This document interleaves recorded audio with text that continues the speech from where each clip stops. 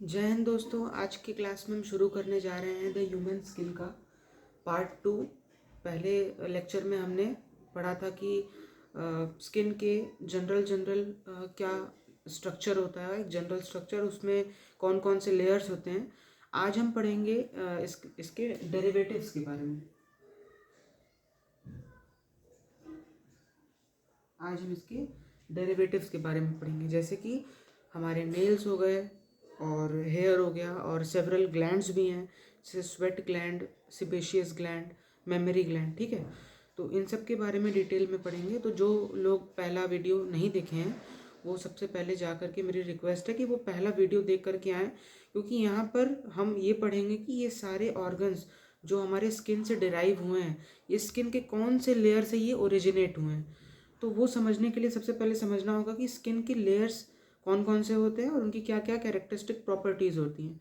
ठीक है, तो चलिए हेडिंग लगाइए। एक बार हम कल का समरी भी एक बार शॉर्ट समरी देख लेते हैं कि कल हमने क्या पढ़ा था। तो कल हमने स्ट्रक्चर के बारे में पढ़ा था, स्किन की स्ट्रक्चर ऑफ स्किन। ये पार्ट 1 में मैंने पढ़ाया था। तो स्ट्रक्चर ऑफ स्किन में हमने पढ़ा था कि स्किन के 2 लेयर्स होते हैं, एपिडर्मिस एंड डर्मिस। ठीक है, तो एपिडर्मिस में 4 फर्दर लेयर्स होते हैं। स्ट्रैटम कॉर्नियम, स्ट्रैटम कॉर्नियम के बाद आता है स्ट्रैटम ल्यूसिडम। ठीक है, फिर इसके बाद आता है स्ट्रैटम ग्रैन्युलोसम और एट लास्ट स्ट्रैटम माल्फिजल। ठीक है, तो इन सभी के बेसिक स्ट्रक्चर के बारे में हमने पढ़ा था, इनकी कैरेक्टरिस्टिक प्रॉपर्टीज़ के बारे में हमने पढ़ रखा था।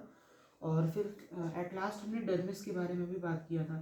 तो डर्मिस में हमने एक चीज़ पढ़ा था कि डर्मिस के नीचे हम सब क्यूटेनियस लेयर देखते हैं, वहाँ से कुछ कैपिलरीज जो हैं अराइज हो रही होती हैं। तो वो कैपिलरीज जो अराइज हो रही होती हैं वो हमारे स्किन को ऑक्सीजन एडिक्वेट अमाउंट में प्रोवाइड करती हैं, जो कि हमारे हेयर फॉर्मेशन में हेल्प करता है। अभी मैं सब कुछ ये डेरिवेटिव्स में जो हेयर मुझे पढ़ाना है उसमें मैं सब कुछ कवर करूँगा। तो ये था लास्ट टाइम में पढ़ाया हुआ स्ट्रक्चर ऑफ स्किन पार्ट 1। तो जिन लोगों को ये क्लियर नहीं है प्लीज़ वो ये वीडियो देख करके आएँ और फिर सेकेंड लेक्चर को अटेंड करें। तो चलिए हेडिंग लगाइए आज का, न्यू टॉपिक, नोट्स बनाते रहें, जिसका नाम है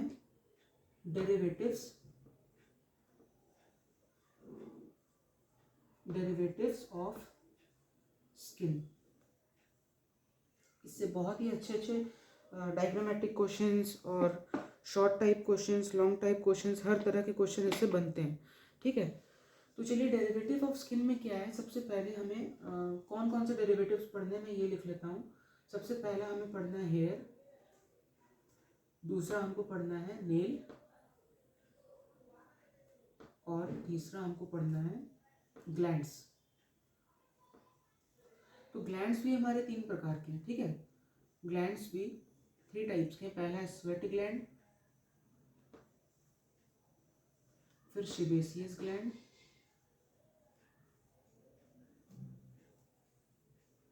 और फिर उसके बाद मेमोरी ग्लैंड।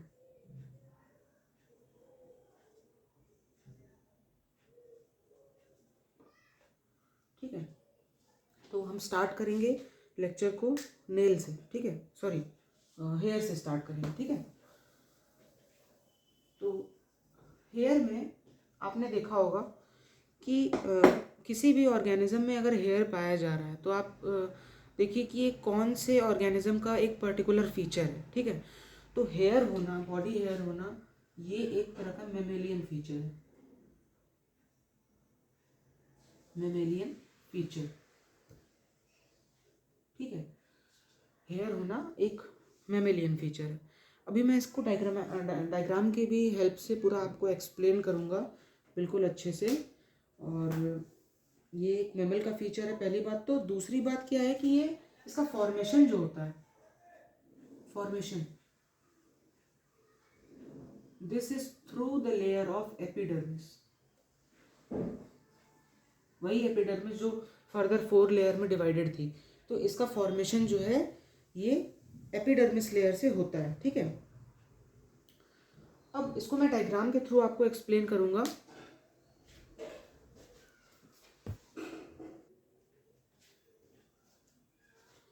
तो हम देख रहे थे कि यहाँ पर जो हेयर है इसका फॉर्मेशन जो होता है वो एपिडर्मिस के थ्रू होता है।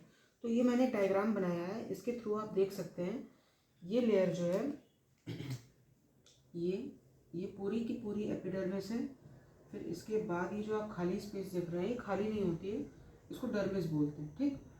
और फिर इसके नीचे वाला ये सब क्यूटेनियस लेयर होता है जो मैंने लास्ट टाइम आपको बताया था, ठीक है।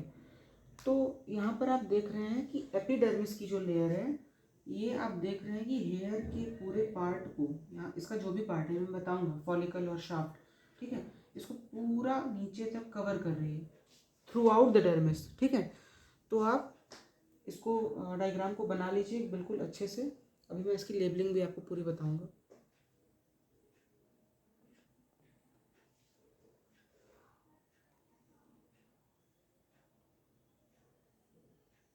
ये पॉइंट लिख ही देता हूँ कि हेयर इज एम्बेडेड deep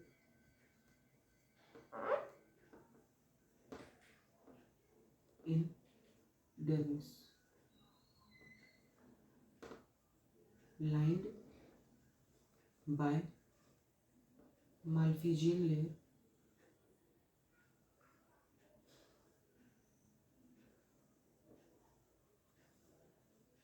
ठीक है। देखो भाई, हमने 4 लेयर बताई थी आपको, ये पहली लेयर, ये दूसरी लेयर, ये तीसरी लेयर और ये वाली जो है ये 4th लेयर है। बहुत ही इसका सिग्निफिकेंस, माल्पीजियन लेयर जिसको हमने कहा था। तो माल्पीजियन लेयर आप यहाँ देख रहे हैं कि इस हेयर के पार्ट को, लोअर डिस्टल पार्ट को इसने पूरा कवर कर रखा है। तो ये इस तरीके से हेयर के ग्रोथ में हेल्प करता है। अभी मैं आपको ये भी बताऊंगा कि किस तरीके से इसका ग्रोथ होता है। जैसे आप यहाँ पर देख रहे हैं कि यहाँ पे कुछ ब्लड वेसल्स हैं इन सब क्यूटेनियस रीजन, ब्लड वेसल्स। तो ये ब्लड वेसल्स जो हैं ये ऑक्सीजन सप्लाई करते हैं हेयर को, और यहाँ से ये माल्पीजियन लेयर जो है एक जैसे हम हेयर कट करते हैं तो फिर एक नया उग जाता है, तो वो न्यू हेयर जो प्रोड्यूस करता है वो माल्पीजियन लेयर का ही काम होता है, ठीक है। नोट करिए।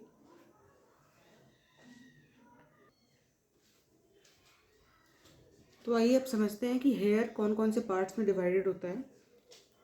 तो ये तो जनरल फॉर्मेशन की बात हो गई कि हेयर का फॉर्मेशन कैसे होता है। अब हम देखेंगे कि हेयर के कौन कौन से पार्ट्स होते हैं। तो हेयर जो है इसके 2 पार्ट्स होते हैं, एक होता है हेयर शाफ्ट और दूसरा होता है हेयर फॉलिकल। तो ये देखो आप, स्किन के नीचे का जो पार्ट है, हेयर जो है ऐसे एम्बेडेड है, इसके स्किन के नीचे का जो पार्ट है इस पार्ट को हम हेयर फॉलिकल कहते हैं,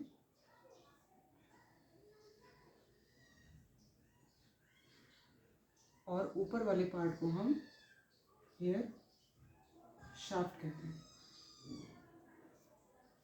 ठीक है।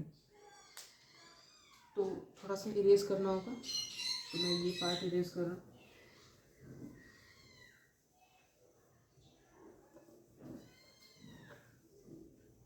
हेयर शाफ्ट के बारे में पहले आप देख लीजिए। हेयर शाफ्ट जो है, अगर हम इसका ट्रांसफर सेक्शन काटेंगे तो हमको कुछ ऐसा दिखाई देगा। सबसे पहले एक आउटर लेयर, फिर उसके बाद ये एक मिडिल लेयर और एक अंदर वाला लेयर, ठीक है। तो ये जो आउटर वाला लेयर होता है इसको हम कहते हैं क्यूटिकल, ठीक है। आउटर लेयर क्यूटिकल की होती है। मिडिल वाली जो लेयर होती है ये वाली, इसको कहते हैं कॉर्टेक्स, ठीक। और अंदर वाली लेयर को कहते हैं मेड्यूला। आप जनरली देखे होंगे जो बाहर की लेयर होती है उसको कॉर्टेक्स बोलते हैं, इंटरनल लेयर को हम मेडुला बोलते हैं। तो खास बात क्या है, ये जो कॉर्टेक्स है ना, कॉर्टेक्स जो होता है, कॉर्टेक्स के अंदर कुछ ग्रैन्यूल्स होते हैं which is responsible for pigmentation and hair colour which is generally black. ज़्यादातर लोगों का ब्लैक हेयर कलर होता है, ठीक है। तो ये था हेयर शाफ्ट के बारे में, इसको नोट करिए। फिर हम कॉर्टेक्स के बारे में, सॉरी, हेयर फॉलिकल के बारे में पढ़ेंगे।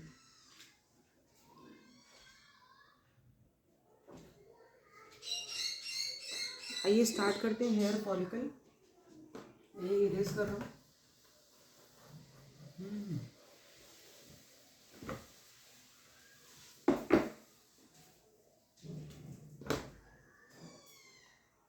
हेयर फॉलिकल,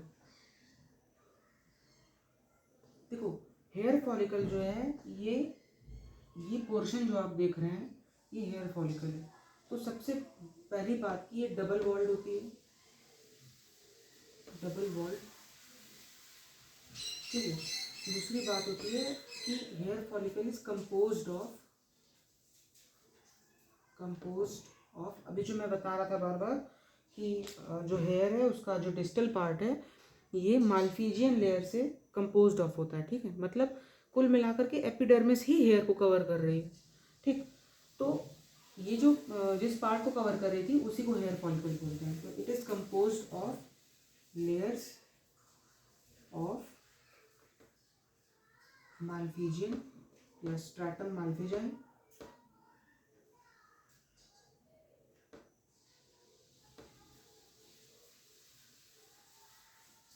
ठीक है। स्ट्रैटम माल्फिजाई के द्वारा ये कवर्ड होती है।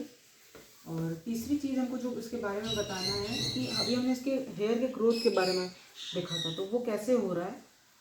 तो उसके लिए हमको एक न्यू वर्ड इंट्रोड्यूस करना है जो कि है हेयर पैपिला, या सिर्फ पैपिला लिखते हैं। तो पैपिला देखो क्या होता है। Papilla is a point where blood vessels are formed या blood capillaries are found.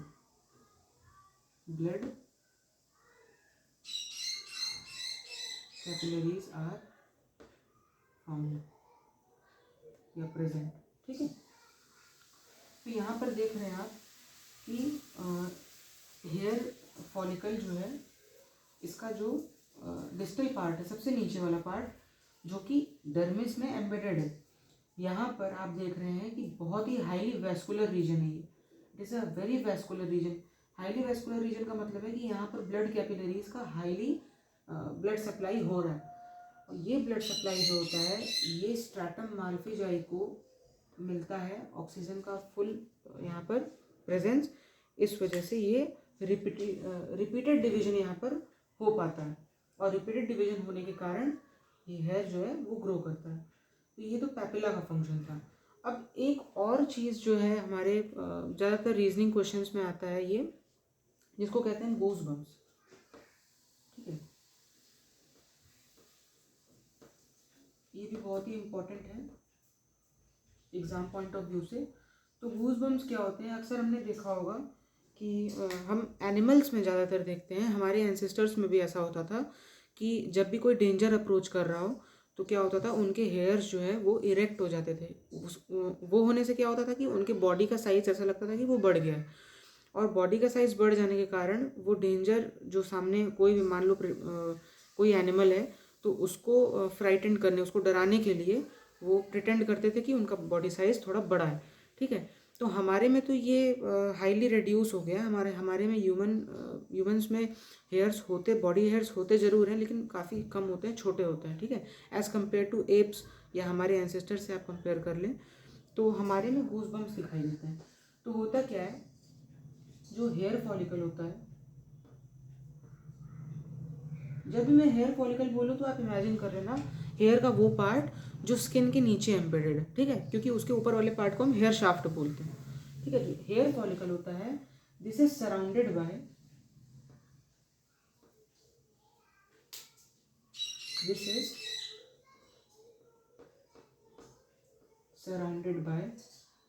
Erector muscles, erector muscles. देखो ये वाला जो आप देख रहे हैं, ये हेयर फॉलिकल इस मसल से अटैच्ड है, इसी को हम कहते हैं इरेक्टर मसल। ठीक है, अब देखो मसल का काम क्या होता है, कॉन्ट्रैक्शन और रिलैक्सेशन। तो जब भी आप देखेंगे कि कुछ कोल्ड होगा, कोल्ड टेम्परेचर होगा या कोल्ड टेम्परेचर होगा या कोई इमोशन होगा, ठीक है, तो ये मसल जो होते हैं they will contract, erector muscle will contract, erector muscle contract. ठीक है, तो इरेक्टर मसल जब कॉन्ट्रैक्ट करेंगे तो they will cause erection,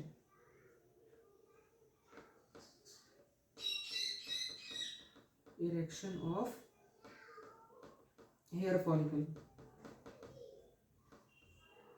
and they will cause erection of hair follicle. तो जो हेयर ऐसे होती थी, जो हेयर ऐसे होती थी वो बाद में इरेक्ट हो जाएगी, वो इस तरह हो जाएगी, बिल्कुल ऐसी हो जाएगी। ठीक है, हेयर इरेक्ट हो जाएंगे। हमारे बॉडी पे तो ज़्यादा हेयर्स होते नहीं, तो हमको गूज बम्स दिखेंगे, लेकिन हमारे एंसेस्टर्स में बहुत हेयर होते थे। तो जब उतने इकट्ठे सारे हेयर्स ऐसे इरेक्ट हो जाते थे तो बॉडी साइज लगता था कि हाँ बढ़ गया है, तो वो आगे डेंजर को फेस करने में हेल्प करता था। ठीक है, तो ये तो गूज बम्स के बारे में था, इसी को गूज बम्स कहते हैं। ठीक है, आप इसको नोट करिए, फिर हम आगे बढ़ेंगे।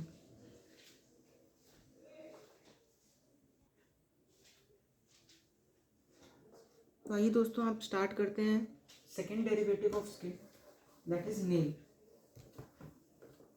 नेल में हमको बहुत ज़्यादा नहीं पढ़ना है, और कुछ ही पॉइंट्स हैं इसके।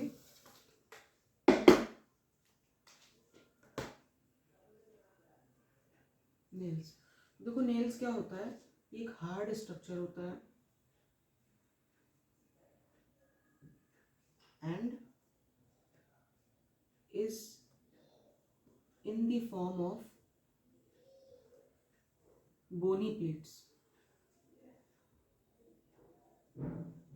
ठीक है, और दूसरी चीज ये ट्रांसलूसेंट भी होता है and is composed of keratin protein, keratin protein.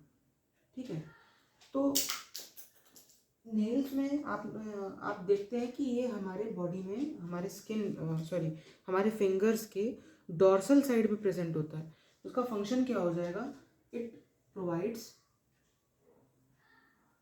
Protection and support to the dorsal part. Dorsal part का मतलब देखो ये है, ये हमारा वेंट्रल पार्ट है, ये हमारा वेंट्रल पार्ट है, ये हमारा डॉर्सल पार्ट है। हमारे dorsal part of finger tip को ये प्रोटेक्शन और सपोर्ट प्रोवाइड करता है। ठीक है, इसके पार्ट्स भी कई होते हैं। देखो इसके भी क्या क्या पार्ट होते हैं, एक होता है root and body are its two parts. ठीक है, तो कुछ ऐसा आप फिंगर देखेंगे और फिंगर पे क्या होता है कि इस तरह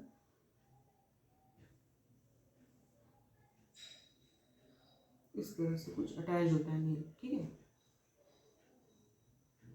तो ये बॉडी पार्ट होती है, और इंटरनली जहाँ से ये अटैच होता है ये वाली पार्ट, इसको रूट कहते हैं। ठीक, और दूसरी बात क्या है कि it lies on the epithelial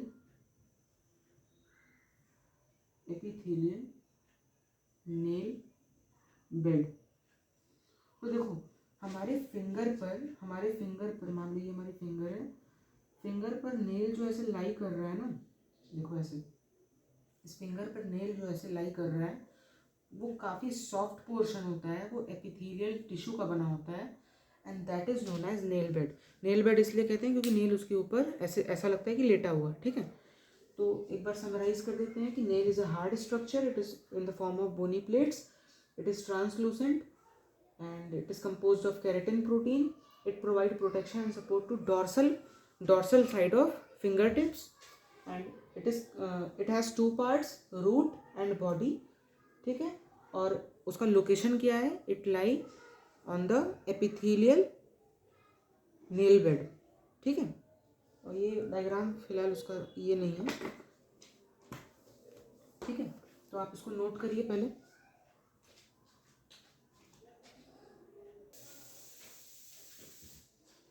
चलिए अब सिबेशियस ग्लैंड और स्वेट ग्लैंड भी पढ़ते हैं. देखो, सिबेशियस ग्लैंड जो होता है वो इस तरीके से सिचुएटेड होता है. ये हमारी हेयर फॉलिकल है, हेयर फॉलिकल, और हेयर फॉलिकल का जो आउटर लेयर जो होता है ये स्ट्रैटम माल्फिजाई, यही प्रोड्यूस होकर के या मॉडिफाई होकर के सिबेशियस ग्लैंड का फॉर्मेशन करता है. ठीक है, और पहले सिबेशियस ग्लैंड देख लेते हैं कि ये जो है साइड ऑफ हेयर फॉलिकल के पास सिचुएटेड है, at the side of hair follicle. दूसरी चीज़ है कि सिबेशियस ग्लैंड इज राउंड. ठीक है, and it is filled by oily substance. इसके अंदर कुछ ऑयली सब्सटेंस पाए जाते हैं जो कि हमारे वाटर प्रूफिंग के लिए काम आते हैं, और इन ऑयली सब्सटेंस को हम सीबम कहते हैं. ठीक है, ये बहुत ही इंपॉर्टेंट है कीवर्ड. ऑयली सब्सटेंस को सीबम कहते हैं, which is produced by sebaceous gland and which is responsible for water proofing. अब देखिए, इससे रिलेटेड एक और बहुत ही इंपॉर्टेंट चीज़ है जो कि है आपकी कुछ डिसऑर्डर्स नहीं कह सकते, छोटे मोटे प्रॉब्लम्स या डिजीजेस टाइप कुछ कह सकते हैं, बहुत ही माइन्यूट, जो एडोलेसेंस एज में होती है.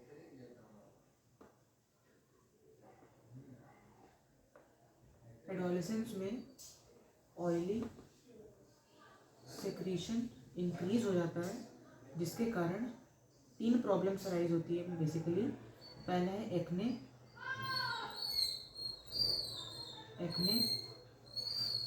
दूसरा है पिंपल्स,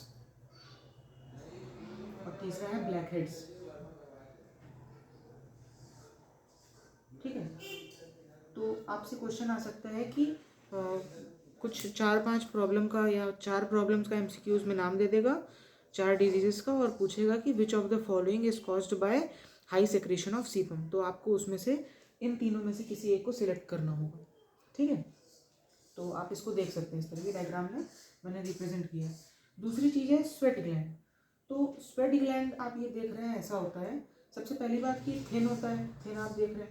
दूसरी बात की ट्यूब्यूल्स के फॉर्म में होता है. देख रहे हैं आप, एक पतली सी ट्यूब आ रही है, फिर आगे जाके कॉन्वोलेटेड हो गई, एक साथ इंटरमिंगल कर ली.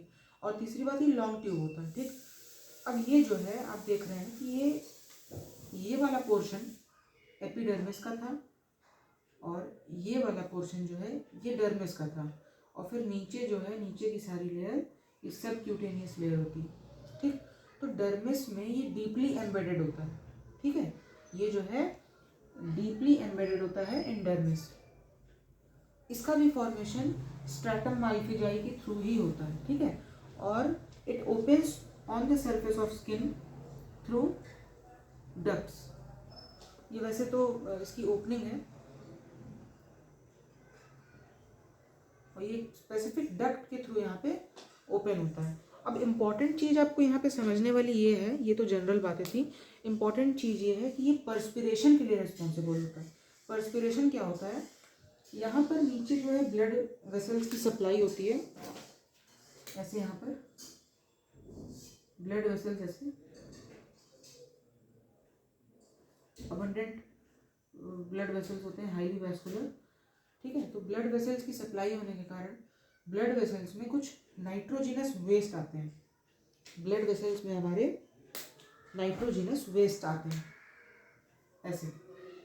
ठीक है, तो इन नाइट्रोजिनस वेस्ट को क्या करता है स्वेट ग्लैंड, एब्जॉर्ब कर लेता है. यहाँ मान लो ऐसे ऐसे ये पूरा नाइट्रोजिनस वेस्ट यहाँ पे एब्जॉर्ब कर लिया, बेसिकली यूरिया की बात कर रहा हूँ मैं, और एब्जॉर्ब करके ये यहाँ पर स्वेट के थ्रू हमारे स्किन से इसे बाहर निकाल देता है. ठीक है, तो इस पूरे प्रोसेस को पर्सपिरेशन कहते हैं.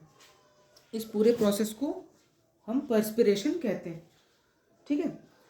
सेकेंड चीज़ हमको ये पढ़नी है कि ये बॉडी टेम्परेचर को भी रेगुलेट करता है। अभी आगे फंक्शंस में हमें पढ़ना होगा बॉडी टेम्परेचर्स में कि ये वैसो कॉन्स्ट्रिक्शन और वैसो डायलेशन भी का काम करता है। तो ये बॉडी टेम्परेचर अभी आप ऐसे जान लो कि ये इसका कॉमन फंक्शन है कि ये बॉडी टेम्परेचर को भी रेगुलेट करता है। बाकी आगे फंक्शंस में इसके हम सब कुछ पढ़ेंगे इन डिटेल कि ये कैसे बॉडी टेम्परेचर को रेगुलेट कर रहा है। तो आप इतना नोट करिए पहले।